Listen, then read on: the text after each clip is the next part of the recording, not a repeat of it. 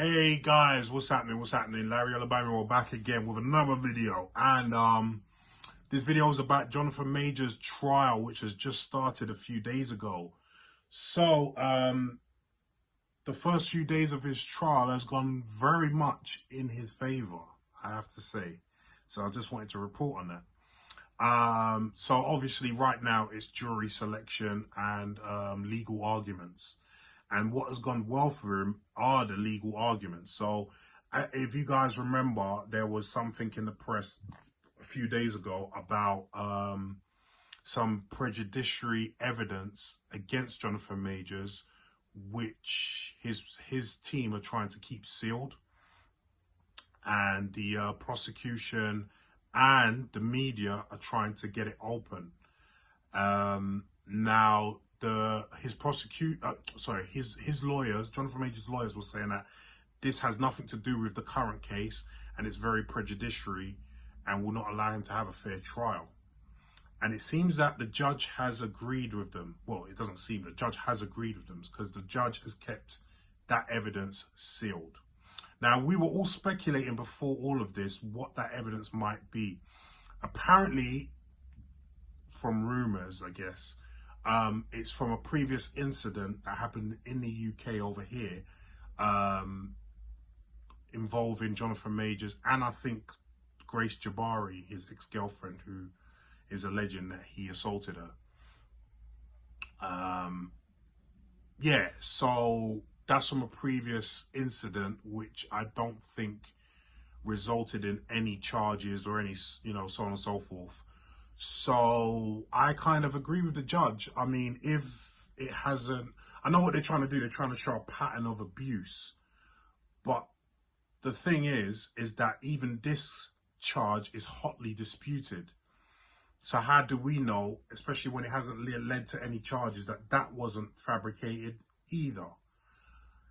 So he won on that, and he also won on the fact that Grace Jabari, the alleged victim, was also arrested due to this this incident. Because if you remember, it was one of our previous videos as well.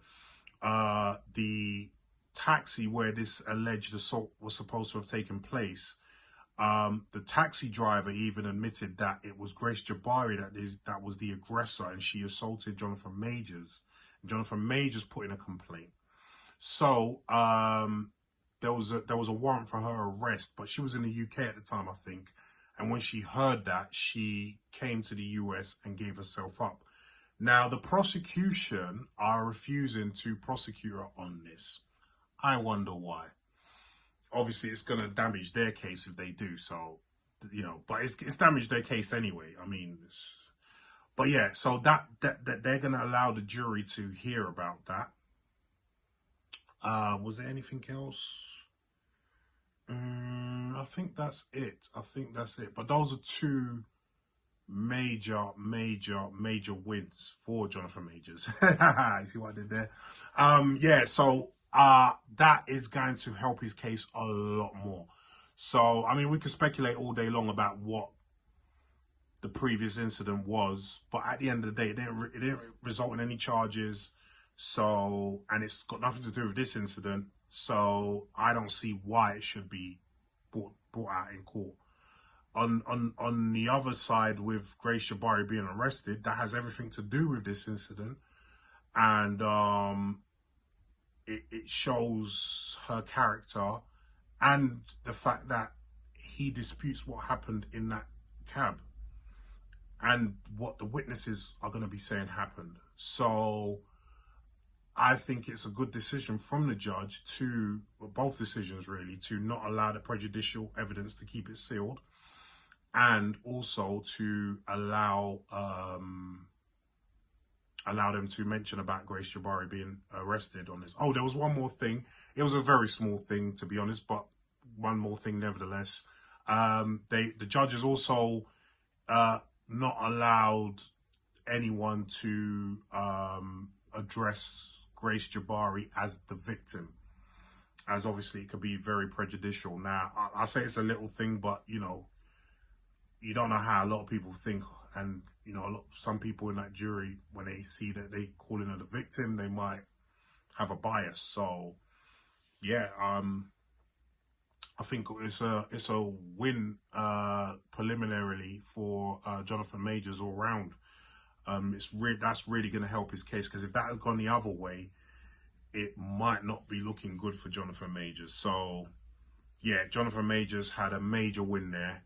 I'm interested to see if, because of that, the prosecution might want to try and cut a deal with him, but that's going to be pointless anyway, because he's getting not guilty, and I don't think he can't afford to even do a deal where he admits any sort of guilt, to be honest with you. And to be fair, from what I've seen, he hasn't got any guilt. So yeah, because obviously if he admits any sort of guilt, even minorly, like, his career is done. I mean, you can see what's happened with his career already. I mean, his management has dropped him. His publicist has dropped him. He's still with WME from what I understand, but if this goes Pete Tong wrong, for Cockney rhyming slang there for all you non-UK people, yeah, then WME will get rid of him as well. He's had films put on a back burner, like Magazine Dreams, the bodybuilding film that he did for Disney, obviously under the Fox banner, Fox Searchlight, I think. And he's had numerous, he's had the ad campaign for the army pulled.